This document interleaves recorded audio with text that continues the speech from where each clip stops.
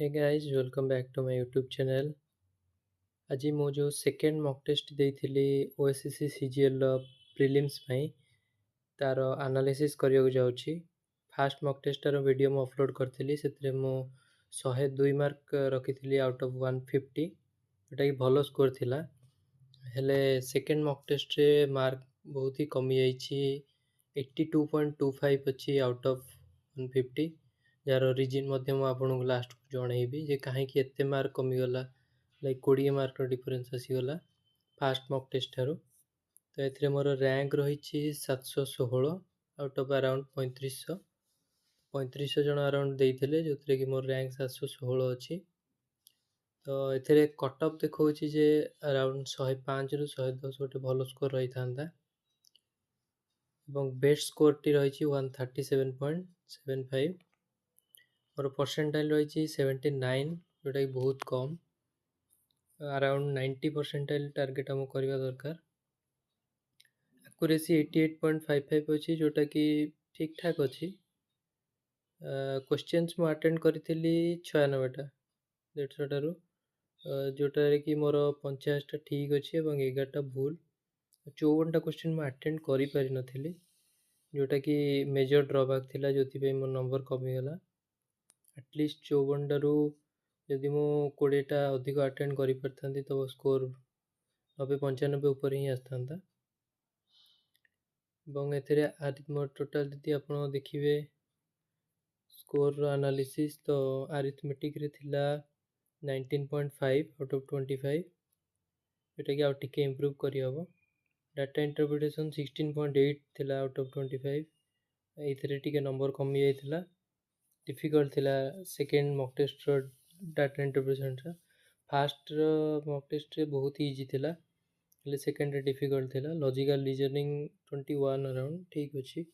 Current ଆଫେୟାର୍ସରେ ମୋର totally କମିଯାଇଥିଲା, ଯେଉଁଟାକି current affairs May ବି ଯେଉଁଗୁଡ଼ା ପଢ଼ିଥିଲା ସେଗୁଡ଼ା ମୁଁ ପଢ଼ିନଥିଲି।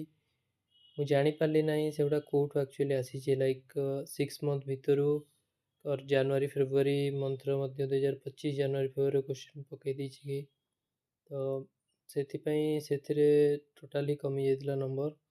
ଆଉ ଓଡ଼ିଶା ଜିକେ, ଯେଉଁଟାକି ମୁଁ ପଢ଼ିବା ଷ୍ଟାର୍ଟ କରିଥିଲି ସେ ଟାଇମ୍ରେ, ତ ତାପରେ ପଢ଼ି ସାରିଲା ପରେ ମୁଁ ମକ୍ ଦେଇନାହିଁ। ଏଇଟା ପୁରୁଣା ମକ୍ଟା ମୁଁ ଦେଇଥିଲି, ତ ସେଥିରେ ମୋର 8 ଥିଲା, 25 ମାର୍କରୁ ଟୋଟାଲ୍ 8 ମାର୍କ ରଖିଥିଲି।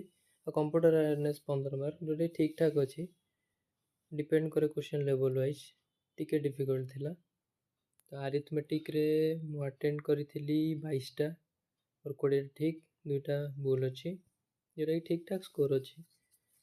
ଟାଇମ୍ ଅଧିକ ଲାଗିଯାଇଥିଲା, 50 ମିନିଟ୍ ଆରାଉଣ୍ଡ ଲାଗିଯାଇଥିଲା, ଯେଉଁଟାକି ଟାଇମ୍ ଆଉ ଟିକେ କମେଇକି ଲାଇକ୍ 40 ମିନିଟ୍ ଆରାଉଣ୍ଡରେ କରିବାକୁ ଟ୍ରାଏ କରିବାକୁ ପଡ଼ିବ। ଏବଂ ଡାଟା ଇଣ୍ଟରପ୍ରିଟେସନ୍ରେ 34 ମିନିଟ୍ ଯାଇଥିଲା, 18ଟା ମାତ୍ର ଆଟେଣ୍ଡ କରିପାରିଥିଲି, ଗୋଟିଏ ଭୁଲ ଥିଲା। ଲଜିକାଲ୍ ରିଜନିଂ 30 ମିନିଟ୍ ଠିକ୍ ଥିଲା, ଏବଂ 22ଟା ଆଟେଣ୍ଡ କରିଥିଲି, ଗୋଟିଏ ହିଁ ଭୁଲ ଥିଲା। ଏବଂ କରେଣ୍ଟ ଇଭେଣ୍ଟସ୍ 5ଟା ହିଁ ଆଟେଣ୍ଡ କରିପାରିଥିଲି, ଯେଉଁଥିରେ କି 3ଟା ଠିକ୍ 2ଟା ଭୁଲ ଥିଲା। କରେଣ୍ଟ ଇଭେଣ୍ଟସରେ ଟାଇମ୍ ମ୍ୟାଟର୍ କରୁନି, ଆପଣଙ୍କୁ ଜଣାଥିବା ଦରକାର। 5 ମିନିଟ୍ରେ ସବୁ ଯାକ କ୍ୱେଶ୍ଚନ୍ ହେଇଯିବ ଯଦି ଜଣାଥିବ। କମ୍ପ୍ୟୁଟର ଇଣ୍ଟରନେଟ୍ ଆୱାରନେସ୍, ଏଠାରେ ମୁଁ 21ଟା କ୍ୱେଶ୍ଚନ୍ ଆଟେଣ୍ଡ କରିଥିଲି, ଯେଉଁଟାରେ କି 16ଟା ଠିକ୍ 5ଟା ଭୁଲ ଥିଲା। ଏବଂ ଓଡ଼ିଶା ଜିକେରେ ମୁଁ 8ଟା ଆଟେଣ୍ଡ କରିଥିଲି, 8ଟା ଠିକ୍ ଥିଲା। ସେ ଟାଇମ୍ରେ ମୁଁ ସବୁ କିଛି ପଢ଼ିନଥିଲି, ତ କିଛି ପାର୍ଟ ପଢ଼ିଥିଲି। ତ ଯେତିକି ପଢ଼ିଥିଲି 100% ସିଓର୍ ଥିଲି, ତ ସେତିକି 8ଟା ହିଁ କରିଥିଲି, 8ଟା ଠିକ୍ ଥିଲା।